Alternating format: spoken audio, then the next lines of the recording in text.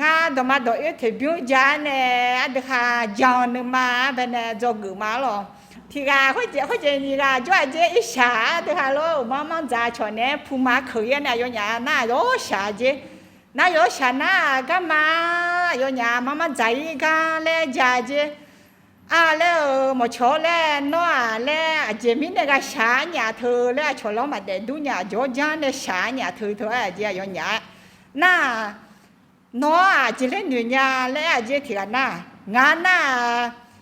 เจเล่นอยู่แล้วเจเนี่ยทุลชาเธอเจมิชามึงแล้วเจที่กันน่ะชอเรามาเด็ดดูเธอเนี่ยเธออันเดียค่ะบิจันเนี่ยละเธอมีเย็นเนี่ยบิจันเนี่ยละมีอิชากว่าเนี่ยเด็กเนี่ยแล้วเจอยู่อ่ะหรอ那天那那米也比咋哎，就叫米也比咋样嘞，上爬比咋的嘞啊姐，那上爬比咋嘞那上爬比咋嘞那就叫上爬比咋嘞哎娘啊米也嘛比得了，侬嘛得娘娘嘞啊姐有娘撇的啊姐，啊喽侬那撇啥娘嘛啊，提前讲娘侬嘞啊姐，做娘也还大个上爬就个一嘛啊姐，那啊我那上爬就个一那有娘。สัมภาษณ์โยกอีมาเลทีกาหรอน่ะมีเยบิจาเลทีกางาน่ะมีเยบิจาเนี่ยละเลแต่จังมังอ่ะมีเยบิเนี่ยละเลแต่จังมังอ่ะเลยอ่ะเจน้ำมึงเจนึงอ่ะมีเยก็มอกะสัมภาษณ์น่ะอีน่ะโมละเดสัมภาษณ์น่ะจ่อเดเลยเพ่เตอเจสัมภาษณ์อยู่อีกน่ะหรอน่ะเจมันก็เนี่ยยะขัดได้มาเจสัมภาษณ์โยกอีเนี่ยเลยก็ดังอะไรก็เจงอะไรชดเชยมาเลยอ่ะเจอ๋อน่ะยอเนี่ยยอขายน่ะสัมภาษณ์โยกอีกน่ะถึงกันน่ะมีเยบิจาเลยเลยสัมภาระแล้วงานยายกขาเชมิเนี่ยจ่อจังเลยที่พวกเนี่ยจัดสรรเนี่ยละเช่เลยเจเลยเจ้าเนี่ยมีเยบิจาเลยแต่เลยงานน่ะสัมภาระบิจาเลยมาโน่นเนี่ยบิจาเลยมางาเลยเจ้าน่ะหัวงานน่ะสัมภาระบิจาเลยหัวน่ะทั่วน่ะมีเยบิจาหัวน่ะน้อยเจ้าเนี่ยงามีเยบิจาเลยแต่จังมางาเลยเจ้างามีเยชบาเลยแต่จังมาเลยแต่เจ้าที่เจ้มาเงินน้อยจ่อเจ้าของงานนึงมาโยสามีเลยเจ้าหัวงานเลยน่าอีน่าเพื่อสัมภาระจีที่เจดมาทุ่งนี่ขมุที่สิบีเนี่ยเจสัมภาบิจาเนี่ยละหัวหรอน่าหัวขมุที่สิบีจามาเลยหัวดอมายี่ขามันด้านเนี่ยขมุที่สิบีเนี่ยอุ้ยเจอุ้ยน่าเฮ้อเล่นโน่น่าแห่สัมภาระจะมีบิจาเลยที่เจมจางานน่ะสัมภาบิจามีเนี่ยขมุที่สิจาเบอร์เลยเจอาจารย์นู่นเลยที่สิเดนนบินเนี่ยน่างามากจ้านี่ก็โลนี่อิชามีแม่มีเนี่ยเจที่เจมัง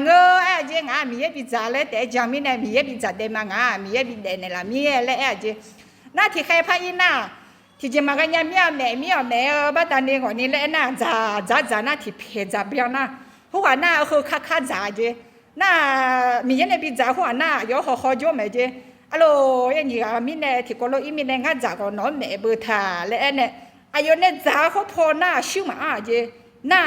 มีเยจังก็พอหน้าชิวเจน่าอยู่เนี่ยจ้าพอจ้าจีเลี้ยที่เจก็มาเยอะน่ามีเยเนี่ยบีจ้าคุยน่าเมียนี่จ้าน่าอยู่ที่ป้าบินเนี่ยเมียอยู่กุลามันเนี่ยบินเนี่ยมีเยยาพอบินเนี่ยมีเนี่ยหัวจ้าเจมีเยบีจ้าหัวหรอน่าหัวน่าสมุนเยเจน่าขมูบินเนี่ยกันเนี่ยขมูยาพอหน้าชิวเราห้องเจน่าอยู่จ้าคุยพอหน้าชิวมาเราห้องเจน่าอยู่เนี่ยจ้าอันเจมาจังมีเนี่ยรออยู่น่าจังน่าเขามีสมุนลาเจ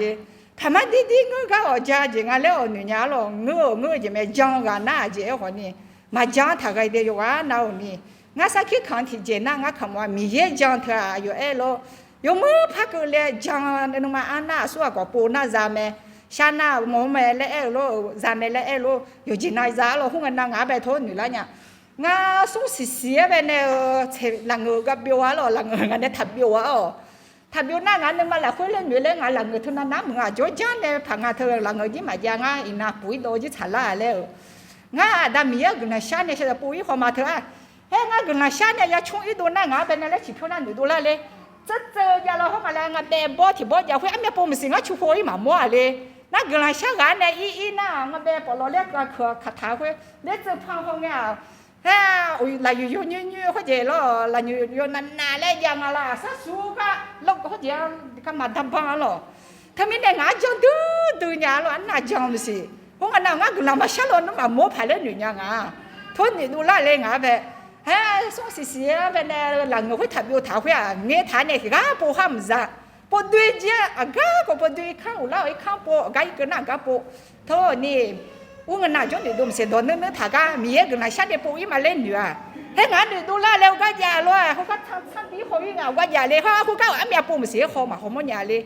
他们那个啦，俺们好呢，讲的嘛，俺那有钱那咱们来讲啊，有完了咯。嘛讲那，当年的个啦嘛咱哎咯嘛讲那有钱那我呢，有包嘞哎咯，我个都面的嘛我那呢有了爬个么些咯。讲的嘛，俺们呢讲吧，但呢咱咯，他个说好听你个咯，他们呢有完那我呢讲小，啊就讲我嘞哎呢么面咯，有完那我呢，俺嘛我。mà giang theo lo mà nữ này giang miang à chỉ bố yêu giang mẹ giang mà lên nữ na giang mẹ lên để nữ chú thằng này giang à lo yêu anh nào gặp bị mà mía cái nào ra chơi mà lo yêu anh nào phải ta cái nào không mà